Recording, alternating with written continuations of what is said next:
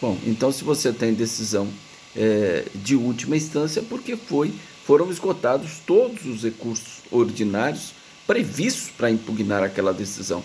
Por exemplo, se a decisão ainda pende de embargos infringentes, e é possível a propositura de embargos infringentes, você não pode propor recurso especial extraordinário, porque primeiro você tem que esgotar os recursos ordinários que a legislação prevê, para que depois você possa ter, então, uma decisão impugnável via recurso extraordinário, ou seja, decisão de última instância. Então, única instância, competência originária. Última instância, competência recursal. Tá certo? Só relembrando, então, as hipóteses de cabimento, quando eu falo que nós estamos diante de um recurso de fundamentação vinculada, né? São as hipóteses lá do artigo 102, inciso 3º, letra A, B, C e D da Constituição Federal, ou seja, toda vez que o acórdão de segundo grau proferido por Tribunal de Justiça ou Tribunal Regional, decisão de última ou única instância, contrariar dispositivo da Constituição Federal, julgar válida, declarar a inconstitucionalidade de tratado ou lei federal, julgar válida lei ou ato de governo local contestado em face à Constituição Federal, que é a letra C do artigo 102, e a letra D, julgar válida lei local contestada em face à lei federal. Essas são as 4 hipóteses de cabimento de recurso extraordinário. Não cabe recurso extraordinário em nenhuma outra hipótese, a não ser essas hipóteses previstas legalmente na Constituição Federal. Por isso que eu digo que ele é um recurso de fundamentação vinculada. Quando você vai fazer um recurso extraordinário, você tem que dizer, estou propondo um recurso extraordinário com fundamento no artigo 102, inciso 3º, letra A e B, ou letra A e C da Constituição Federal, ou somente da letra A da Constituição Federal, ou só da letra D da Constituição Federal.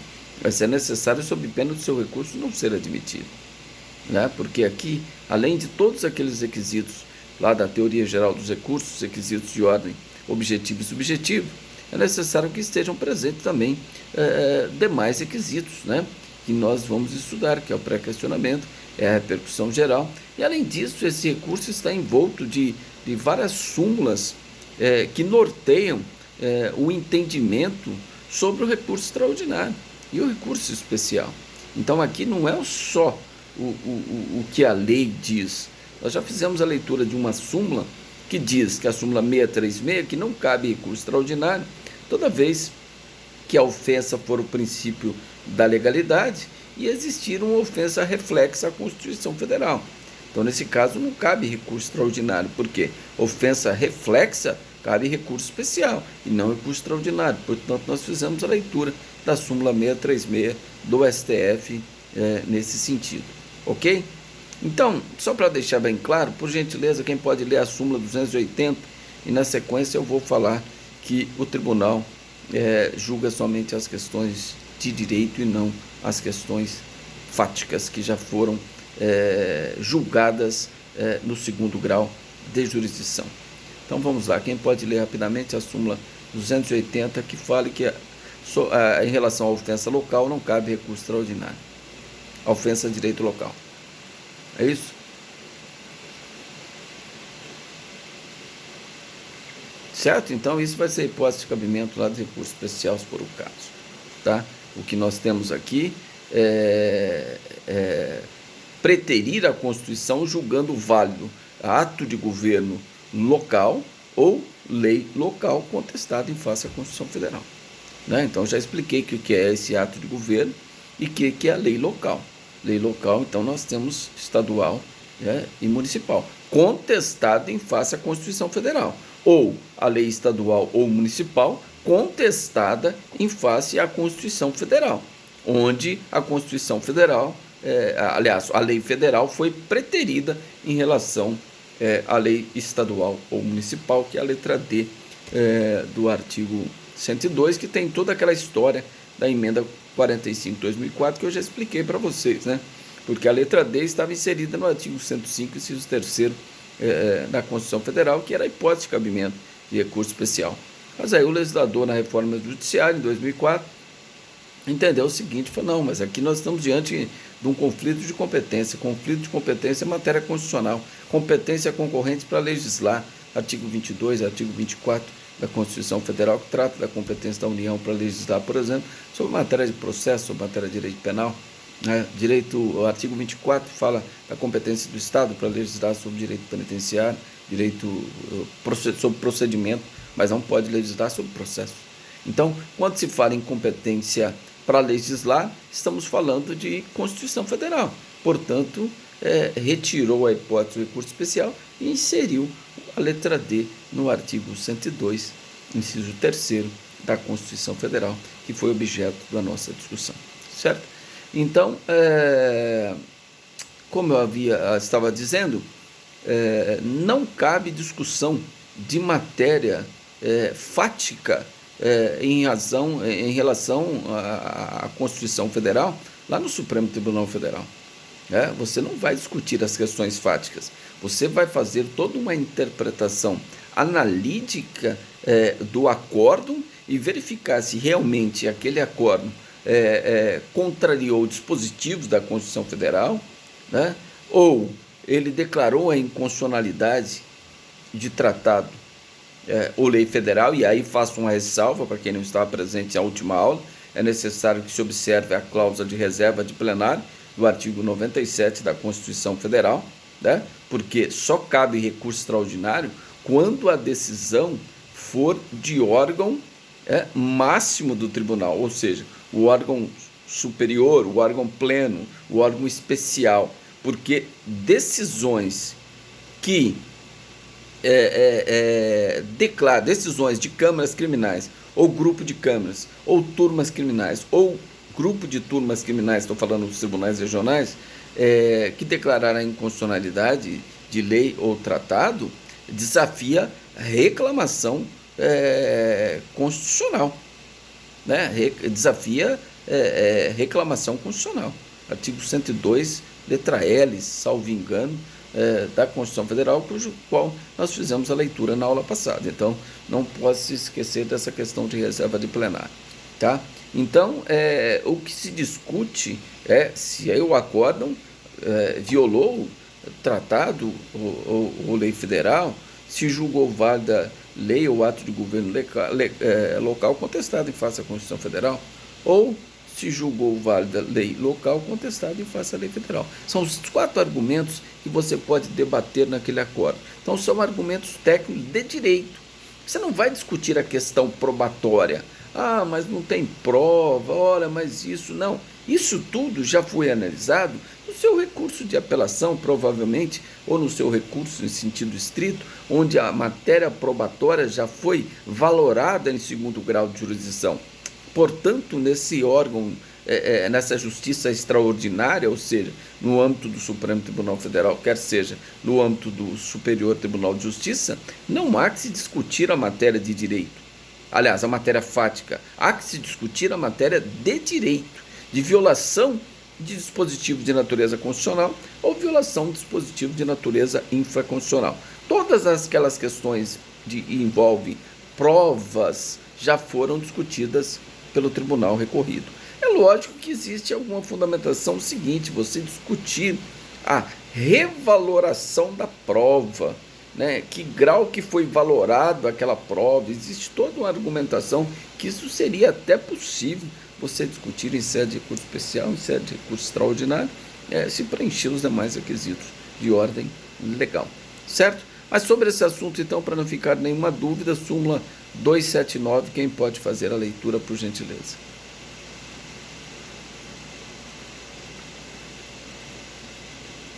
Súmula 279 do STF. Certo? Então, prestem atenção. Se vocês estão fazendo um recurso extraordinário e começar a querer discutir questão, mas não tinha prova, o tribunal entendeu que tinha e tal, isso não é fundamentação de discussão de recurso extraordinário. Sabe o que o tribunal vai fazer? Olha, não admito o recurso extraordinário, o próprio presidente do tribunal recorrido não admite o recurso extraordinário com fundamento na súmula 279 do STF. Ponto final. A fundamentação vai ser 2 parágrafos. E ele já vai estar dizendo, olha, que não admito o seu recurso. Sobre a sua pretensão é discutir prova em sede de recurso extraordinário, que é uma via excepcional, né? Então, nesse caso, o seu recurso não seria admitido, certo? Com fundamento na súmula 279. Tudo bem? Agora, quando eu falo das decisões proferidas em única ou última instância, eu estou falando em decisões definitivas, eu estou falando em decisões interlocutórias também, ok? Então, quando eu falo, por exemplo, em decisões definitivas, né? Então nós temos uma sentença condenatória. Sentença condenatória cabe apelação. Ou sentença com força definitiva cabe apelação também, com fundamento no artigo 593, inciso 2. Sentença condenatória absolutória, apelação com fundamento no 593, inciso 1. Decisão do júri, 593, inciso 3, letra B, A, B, C e D. Tá certo? Então, mas pode ser de decisões interlocutórias. Então, por exemplo, a decisão que pronuncia o réu é uma decisão interlocutória que não põe fim ao processo. Ela encerra uma etapa. É uma sentença, mas ela não tem caráter de definitividade. Então, para essa decisão que pronuncia o réu, que manda ele para júri popular, para ele ser submetido a julgamento pelo tribunal do júri, desafia essa decisão o recurso em sentido estrito. E se o recurso em sentido estrito for julgado em segundo grau de jurisdição, a parte sucumbente, a parte que tem interesse recursal, se não couber embargos infringentes, você já pode, a parte que tiver interesse, que foi sucumbente, né, já pode propor recurso especial extraordinário, ou ambos, ou só o recurso extraordinário, se for o caso. Certo? Porque tanto de decisão definitiva como decisão interlocutória. Então, deixando bem claro isso. No processo civil, por exemplo, o processo está em trâmite, o juiz dá uma decisão interlocutória, você entra com agravo de instrumento, julgou o agravo de instrumento, né? Se aquele acórdão contrariar dispositivo da Constituição Federal, você pode entrar com recurso extraordinário contra aquele acórdão no agravo de instrumento. Ah, mas o processo de primeiro grau não terminou. Não tem problema. Mas você vai discutir aquela decisão interlocutória até mesmo no Supremo Tribunal Federal. Vai ser julgado o recurso extraordinário se preencher os requisitos legais. Ah, mas e depois, quando julgar o mérito? Aí eu apelo, se for o caso também, se couber recurso extraordinário, depois vai outro recurso extraordinário lá para o STF, para julgar a questão do mérito do processo principal. Certo? Então isso pode acontecer, tanto decisão definitiva como decisão interlocutória. O importante é esgotar as vias ordinárias recursais e, nesse sentido, eu peço que façam a leitura da súmula 281 do STF, por gentileza.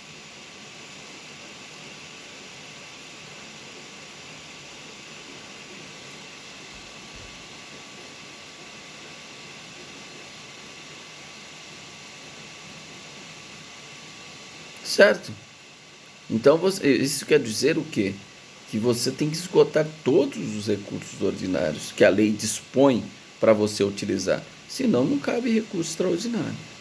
Nós vamos dar o exemplo agora, o exemplo claro dos embargos infringentes. O que são os embargos infringentes? Nós já estudamos. Infringentes ou de nulidade. Infringentes quando discute o mérito, nulidade quando questão processual. Mas é um recurso só. Ora eu uso infringentes, ora eu uso nulidade, a depender da matéria objeto de arguição no tribunal. Certo? Então tem uma apelação que houve um julgamento, 2 desembargadores condenam, um desembargador absolve no recurso de apelação. Então, você pode falar, não, mas eu não vou perder tempo com embargos infringentes, não. Eu quero ir direto lá no Supremo Tribunal Federal, ou no STJ com recurso especial, ou no STF, que nós estamos estudando, o recurso extraordinário. Eu não quero fazer embargos infringentes. Julgou a apelação, foi 2-1 desfavorável ao meu cliente, eu quero já ir direto no STF com recurso extraordinário. Você pode? Não. Por que você não pode? Desta decisão não unânime desfavorável ao réu, qual o recurso que cabe? Embargos infringentes ou de nulidade.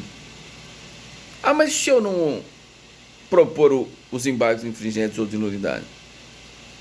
Eu não posso propor o recurso extraordinário. Por quê? Se eu proponho um recurso extraordinário, eu não vou ter decisão de última instância proferida pelo Tribunal de Justiça ou pelo Tribunal Regional Federal.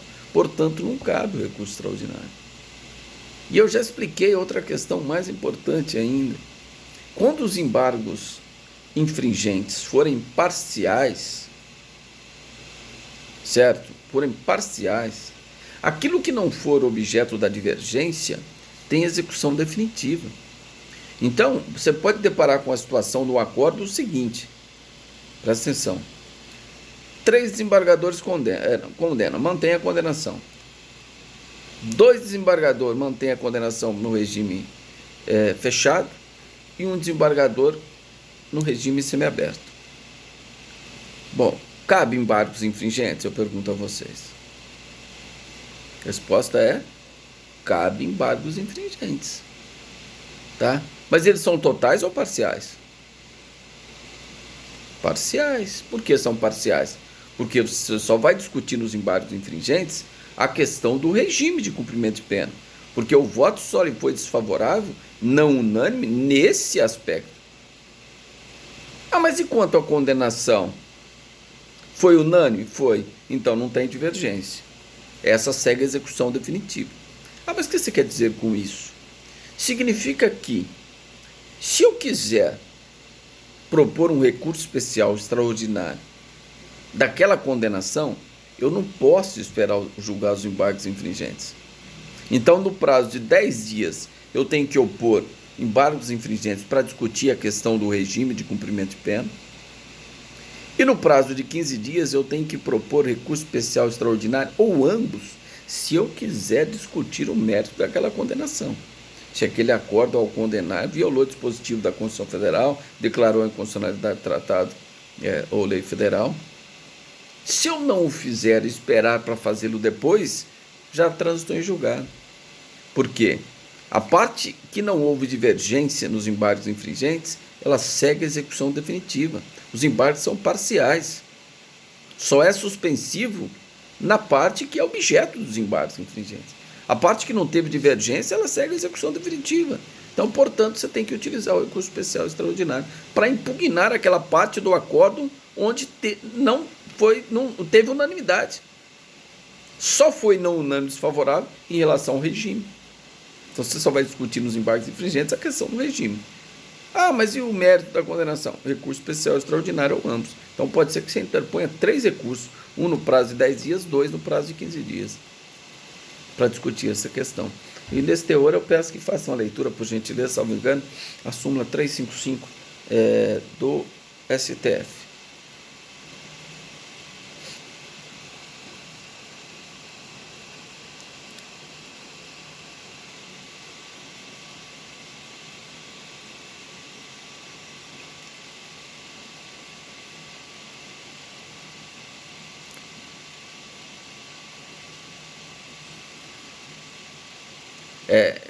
Então é tardio, né? Então você não pode esperar, né? Você tem que agir rapidamente.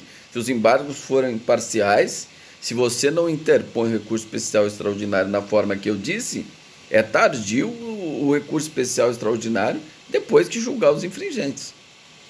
Certo? Então a súmula 351 diz exatamente, aliás, 355 diz exatamente isso que eu coloquei para vocês antecipadamente. Correto? Tranquilo? Então, só para a gente ir matando alguns tópicos, em relação ao juizado especial, né, não tem nenhuma dúvida, né, que é possível, porque recurso extraordinário, não é cabível recurso especial, mas é cabível recurso extraordinário da decisão proferida por turma recursal do juizado especial, né, criminal. Mas desde que, é lógico, preenchido o pré-questionamento e a repercussão geral. Então é uma situação bastante excepcional, mas é possível, tranquilamente, porque você vai ter uma decisão de última instância proferida. Né? Então, nesse caso, é possível, nos termos da súmula 640 do STF, o qual eu peço para que faça a leitura, por gentileza, para que tomem conhecimento.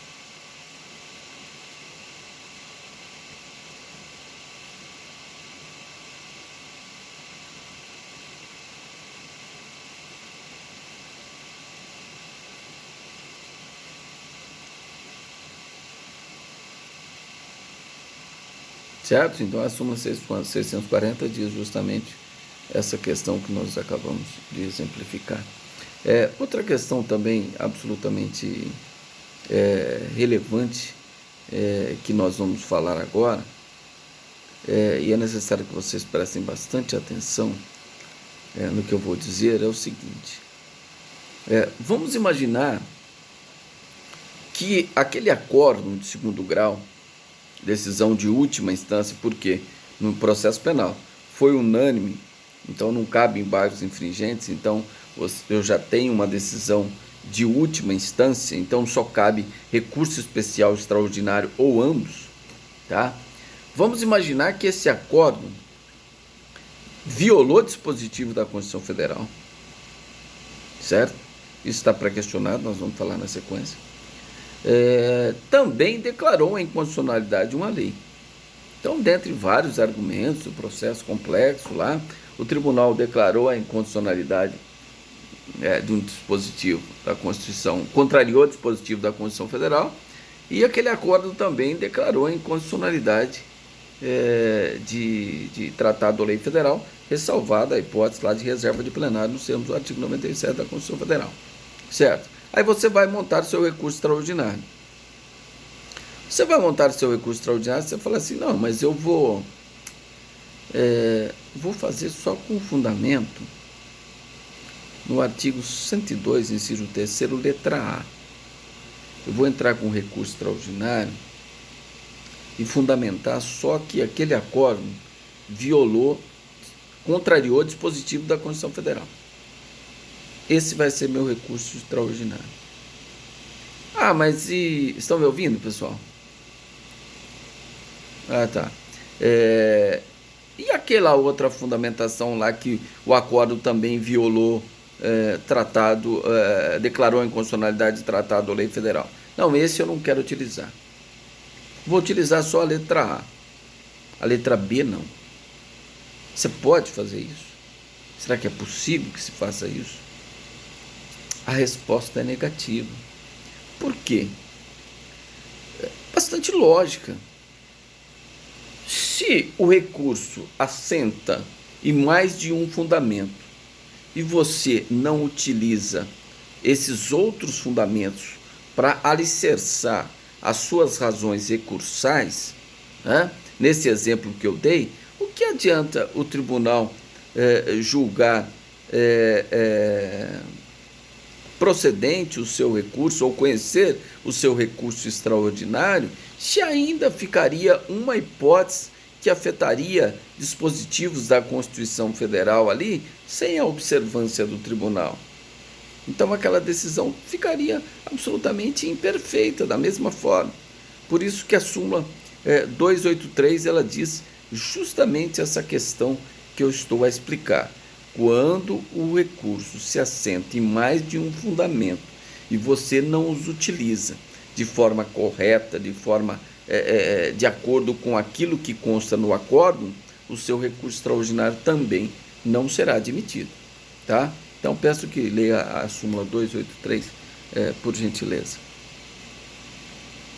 283.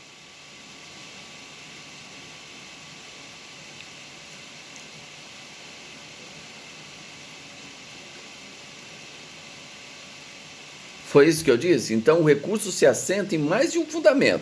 Qual o exemplo que eu dei? 2 fundamentos, letra A e B.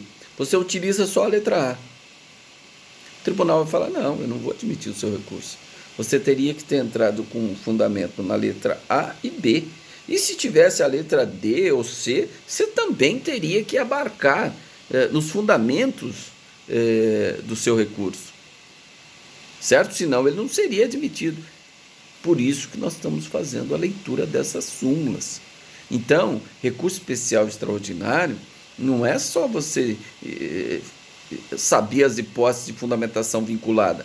Não, existem questões que a orientação do próprio tribunal sobre a forma que você tem que fazer o recurso extraordinário, o recurso especial. E é isso que eu estou colocando aqui para vocês, fazendo essa leitura, dessas súmulas, referenciando, aliás, essas súmulas para que possamos ter um entendimento.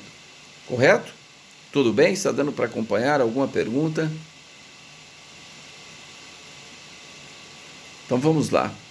Outra questão também de suma importância. Pois não.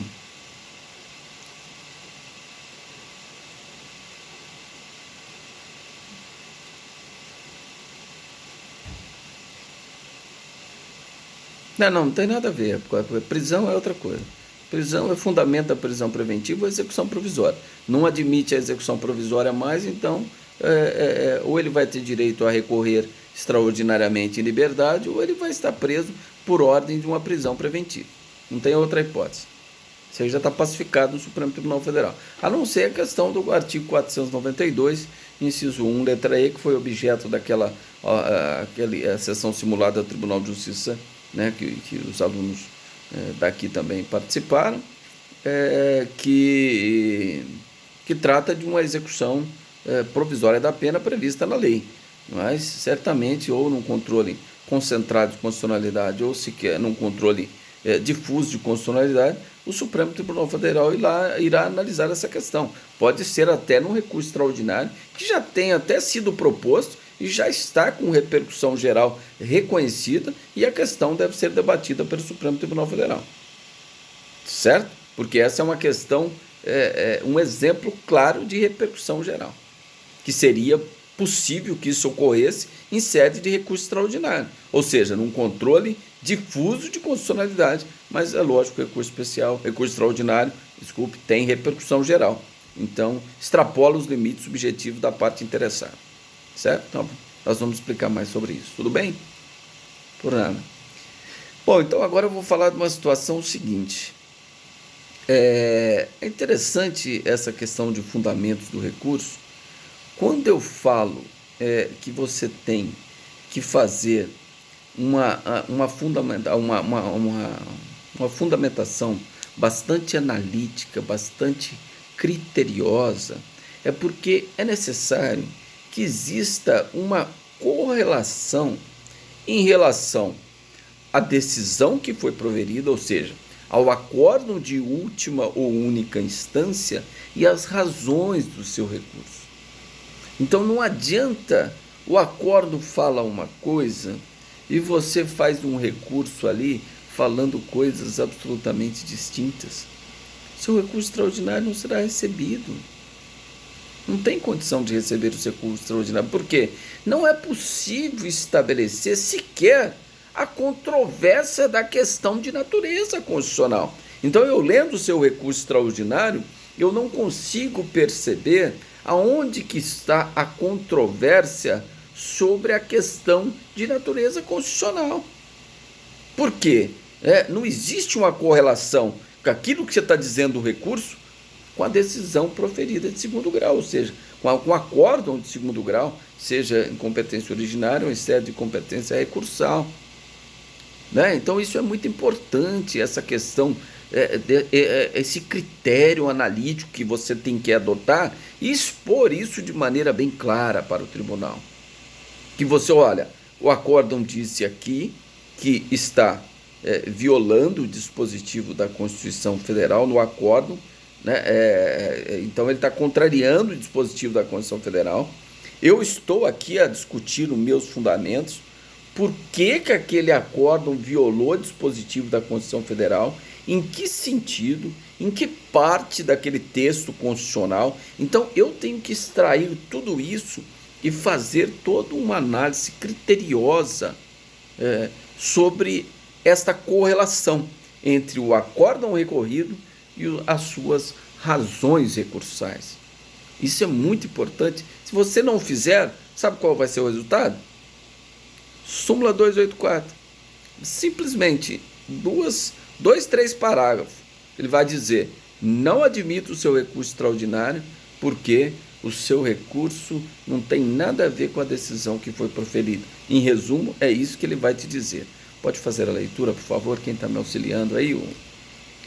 Quem quer? O Gabriel, né? Vamos lá, Gabriel.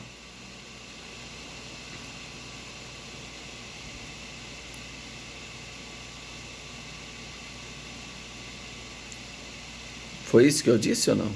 Foi justamente isso que eu expliquei? Então eu estou antecipando, explicando praticamente súmulas, né? Estou dando um exemplo para que vocês possam fixar e entender, né? Então, o recurso extraordinário não é igual um recurso de apelação, não, que o recurso de apelação você não tem que fazer uma apelação bem feita, né? Mas numa apelação devolve toda a matéria fática ali, princípio da ampla defesa, então o tribunal vai receber aquela apelação na forma plena, vai analisar até mesmo coisa que você não colocou ali no recurso, ele pode analisar tudo de ofício ali e tal, né? Agora, já no recurso extraordinário, nessa via excepcional, que é o recurso extraordinário, é diferente, e até por simetria ao recurso especial. Essa súmula aplica-se não só ao recurso extraordinário, mas por simetria também aplica-se ao recurso especial. Tá certo? Tudo bem? Podemos continuar? Então vamos lá.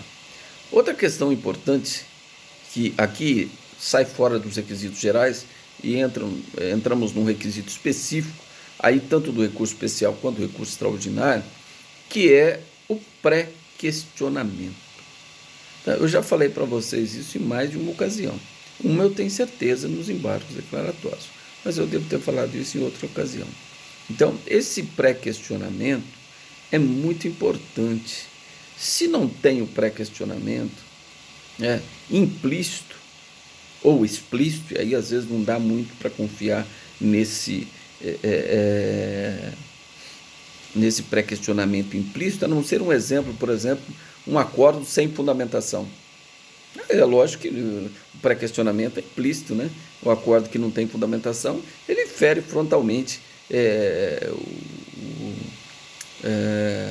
a Constituição Federal, o artigo 96, salvo engano, inciso 9 da Constituição Federal, que fala que todas as decisões judiciais devem ser motivadas sob pena de nulidade, não é? Então, nesse caso, seria uma forma de pré-questionamento implícito. Nós vamos tratar aqui do pré-questionamento explícito, né, que é necessário para não ficar nenhuma dúvida, né, e que vocês possam compreender mais essa questão. Então, o que é o pré-questionamento? Talvez vocês ouviram falar no processo civil, quem não foi meu aluno ou quem não assistiu a aula aqui, talvez não consiga rememorar essa questão. Mas o pré-questionamento nada mais é do que o acórdão recorrido deve ventilar no seu texto a sua tese, as questões debatidas. Então, se você está dizendo e vai dizer no seu recurso extraordinário, presta atenção, que aquele acordo ele contrariou o dispositivo da Constituição Federal, aquele acordo deve fazer menção a esta sua tese. Porque se o acordo nem sequer faz menção à sua tese e você não opõe os embargos declaratórios visando sanar esta omissão, ou seja, não existe o pré-questionamento, a matéria objeto da sua tese não foi pré-questionada no acordo. Outro exemplo, antes da gente prosseguir. Nas próprias alegações finais, você fala para o juiz que aquela lei é inconstitucional. O juiz pode declarar no controle difuso se ela é inconstitucional ou não, tá? Aí você apela. Na apelação você fala, olha, o juiz julgou com base naquela lei que é inconstitucional, certo? Esse é o seu argumento. E aí vem o acórdão e não fala nada sobre aquela inconstitucionalidade, que é a sua tese da lei. Não fala nada. O acórdão não diz nada. O que você tem que fazer nesse momento? Embargos declaratórios, visando o quê? Sanar a omissão do acórdão. Qual omissão? Não foi ventilada no acórdão a sua tese. Qual é a sua tese? Que aquela lei é inconstitucional. Então por que nesse caso, se não tiver o pré-questionamento, o STF não vai analisar o recurso extraordinário? Por que disso? Porque haveria uma supressão de instância. Não poderíamos admitir essa supressão de instância. Por quê? O STF iria manifestar sobre um tema que não foi objeto de análise do tribunal recorrido. Por quê? O acordo em nenhum momento ele diz sobre a sua tese que é a inconstitucionalidade daquela lei. Em nenhum momento ele diz. Então, o Supremo Tribunal Federal não poderia analisar aquela questão sob pena de estar suprimindo o grau de jurisdição. Então, nesse caso, falta-lhe o quê? O pré-questionamento. Então, se o acordo não debater, não ventilar a sua tese, que é objeto do recurso extraordinário, ou que será objeto do recurso extraordinário, é necessário que você imediatamente, no prazo legal, interponha os embargos declaratórios visando sanar aquela omissão. Qual é a omissão? Que o desembargador, relator do acordo, possa esclarecer em relação à sua tese, quando você, na apelação, dizia que aquela lei era inconstitucional. E ele não debateu essa matéria. Tá certo? É lógico que eu estou dando um exemplo aqui que de órgão fracionário não cabe. Então, nós estamos exemplificando como se fosse o órgão especial, porque aí desafiaria, se for a inconstitucionalidade, se tivesse sido decretada, né, desafiaria a reclamação constitucional e não recurso extraordinário, que fique bem claro isso. Mas nesse caso ele não apreciou a tese de inconstitucionalidade que você arguiu no seu recurso de apelação. Então você vai pré-questionar através dos embargos declaratórios, aliás, os embargos declaratórios visando o quê? O pré-questionamento da sua tese. Tá? Tá certo? Então, nesse sentido, eu peço que leia duas súmulas para a gente, a súmula 282 e a súmula 356, respectivamente, do STF.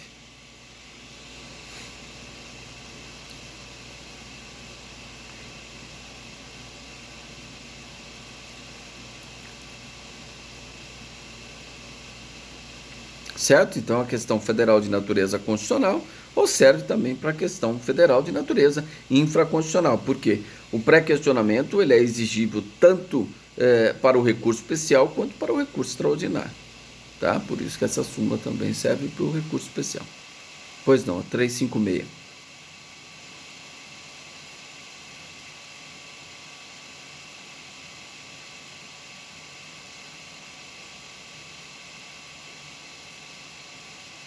É isso mesmo. Tá, vamos lá.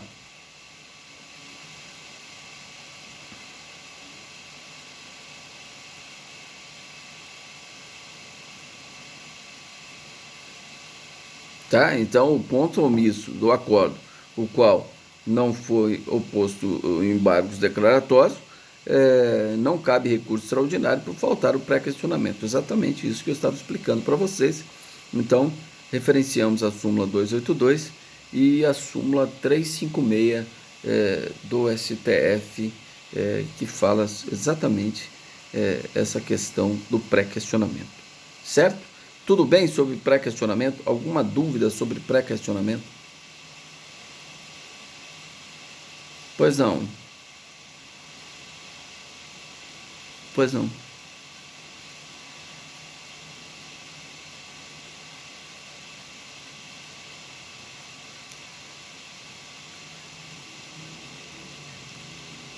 Não, se o acórdão contrariou o dispositivo da Constituição Federal, está contra a Constituição Federal, então você vai entender que o acordo violou o dispositivo da Constituição Federal. Se o acordo menciona isso, a matéria já está pré-questionada, basta você interpor o recurso extraordinário. O problema é quando a sua tese que aquela decisão do juiz lá atrás, na apelação, violou o dispositivo da Constituição Federal e no acórdão da apelação ele não diz nada sobre violação da Constituição Federal. Ele é omisso. Então, nesse caso, você tem que propor embargos declaratórios, que ele interrompe o prazo para a propositura do recurso extraordinário, para que, quando julgar os embargos declaratórios, que aí o desembargador fala, não, mas eu já falei sobre isso lá no parágrafo tal, a matéria já está pré-questionada. Tudo bem. Aí você vai interpor o recurso extraordinário, observando todos os mandamentos legais. Ok? Tudo bem? Por nada. Mais alguém? Falamos do pré-questionamento. Mais alguma pergunta? Então vamos lá. Pois não.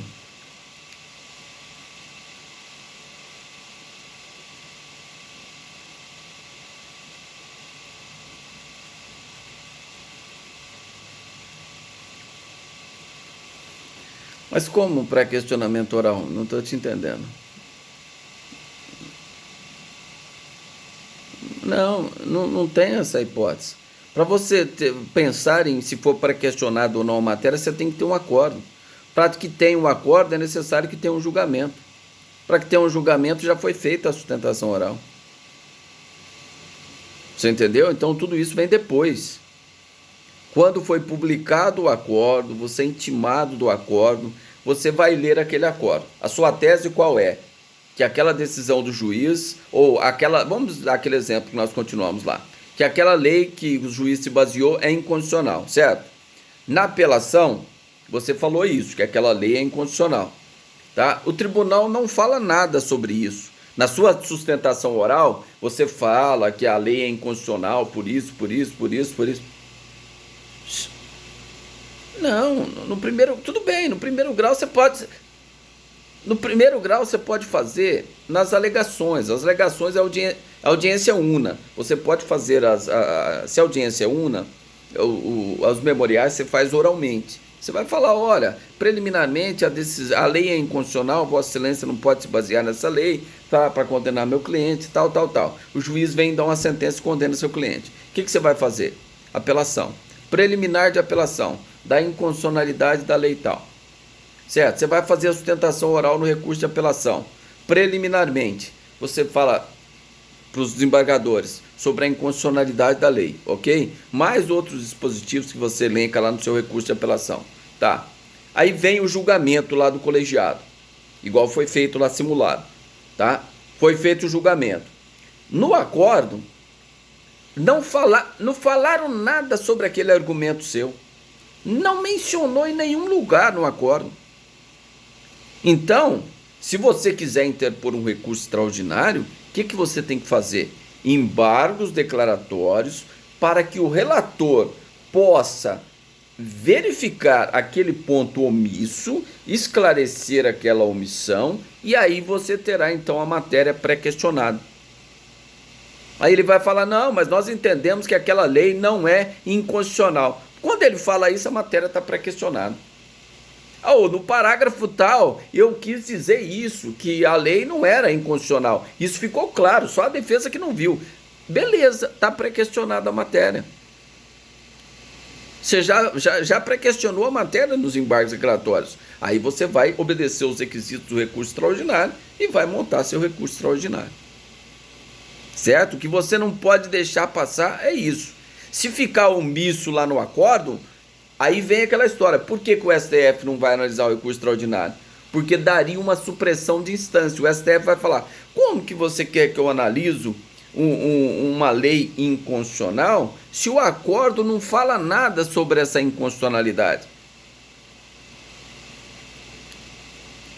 Sim, sim.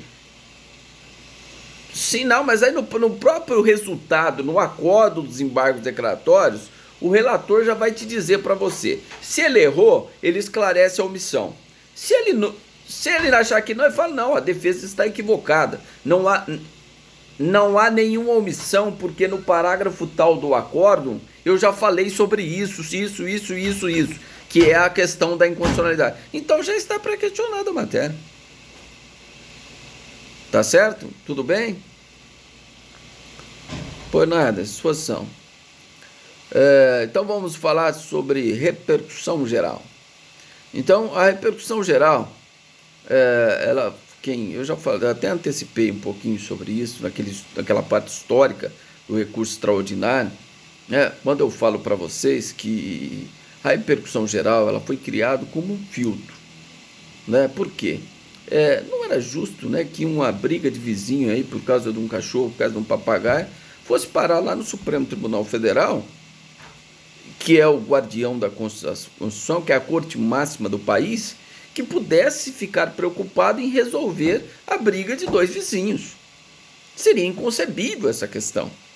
Então, foi criando filtros, e um desses filtros é a repercussão geral. Então, significa o quê?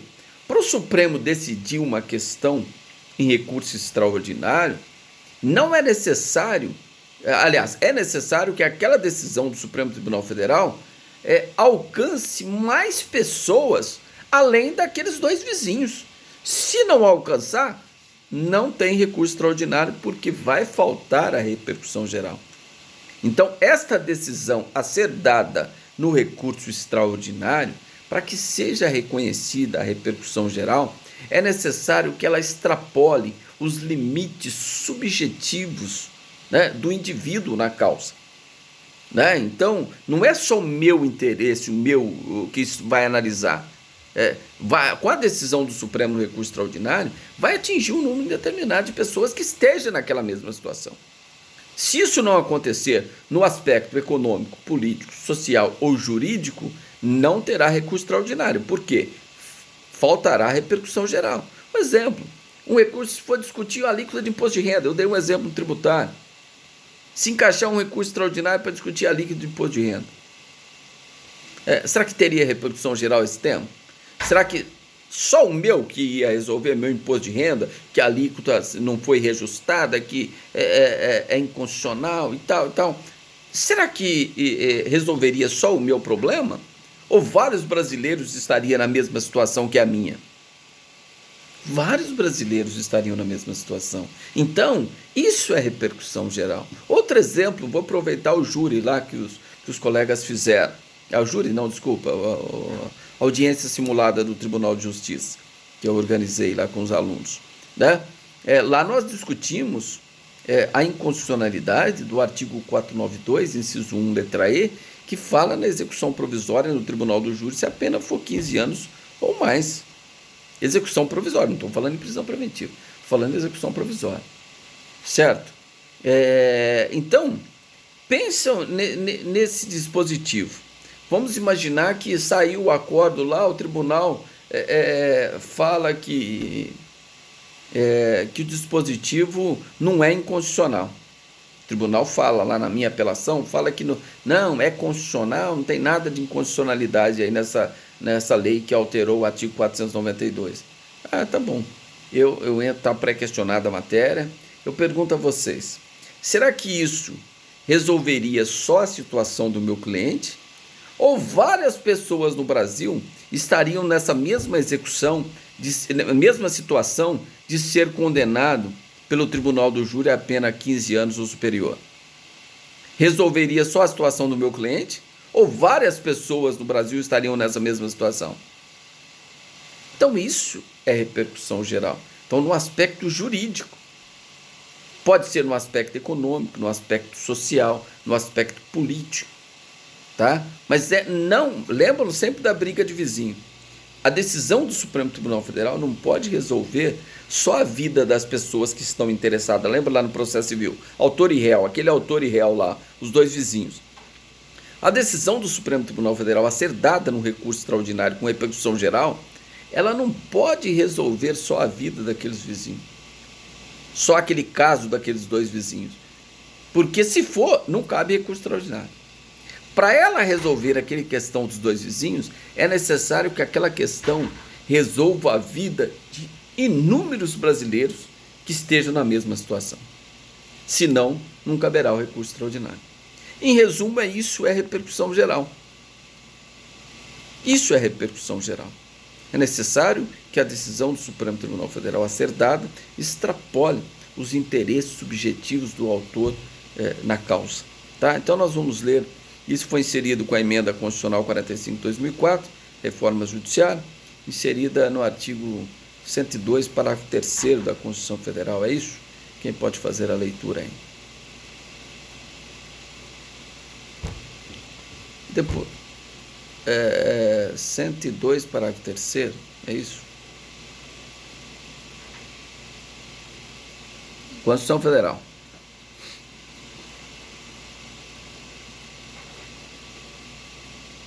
Vamos lá. Depois nós vamos ter aqui a lei que regulamentou processo civil, né?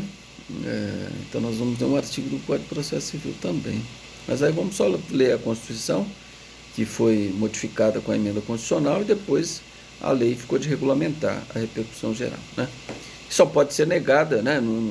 Aí sempre no plenário virtual vão decidir se tem repercussão ou não, em plenário não, em julgamento virtual da repercussão geral. Só pode ser negado por maioria de 2/3 dos membros do Supremo Tribunal Federal, né? Localizou aí o parágrafo terceiro.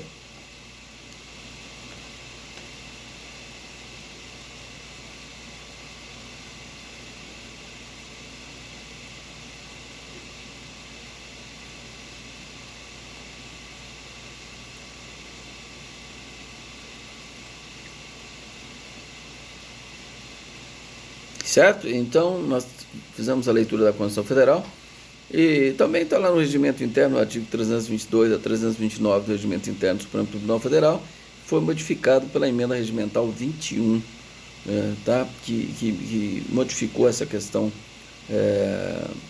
modificou não, desculpe, regulamentou essa questão da repercussão geral no Regimento Interno do Supremo Tribunal Federal, respectivamente, né, cuja previsão no artigo 322 e 329, nesse sentido. E aí, nos termos da lei, né, a Constituição falou em repercussão, e aí deixou para a lei ordinária explicar e detalhar mais sobre repercussão geral. Então vamos ler lá no artigo, salvo engano, o artigo 1035 do novo Código de Processo Civil, que fala sobre a repercussão geral. Pode fazer a leitura, por gentileza.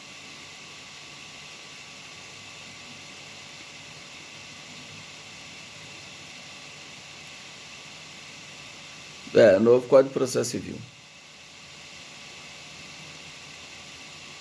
Salvo engano, o outro era artigo 543, né?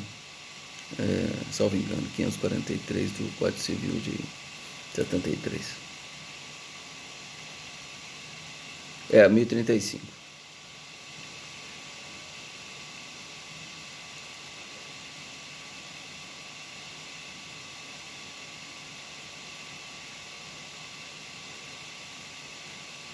Tá, só continuar, só para ler o que considera essa repercussão geral.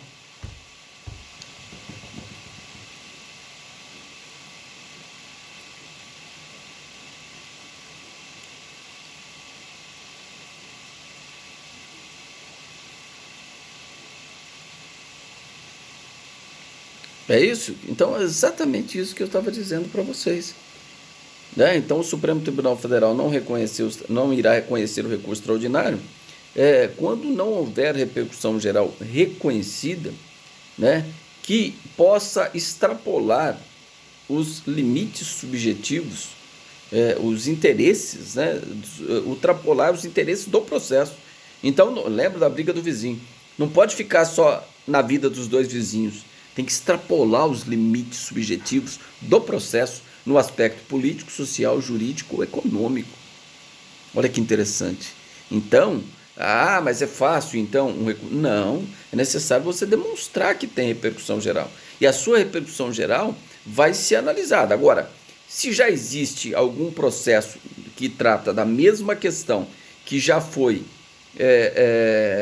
reconhecida a repercussão geral e ainda não foi julgada, então ele já foi eleito como o processo representativo. Então os demais processos estarão sobrestados, aguardando o julgamento daquele recurso extraordinário com repercussão geral. Tá? Então vamos imaginar que no Brasil tem 2.000 processos versando sobre a inconstitucionalidade do artigo 492, inciso 1º, letra E, que é o da audiência simulada que nós fizemos, do julgamento do habeas corpus simulado no TJ. Tem 2.000 processos. Elegeu-se 1 ou 2 representativos, onde o Supremo Tribunal Federal reconheceu a repercussão geral. Todos os demais ficam sobrestados, aguardando o julgamento daquele recurso extraordinário. Porque assim que julgar o recurso extraordinário, terá efeito em todos aqueles processos que são a mesma causa a ser discutida, onde já existe repercussão geral reconhecida. Ok? Bom, pessoal, então o objetivo da aula de hoje era esse.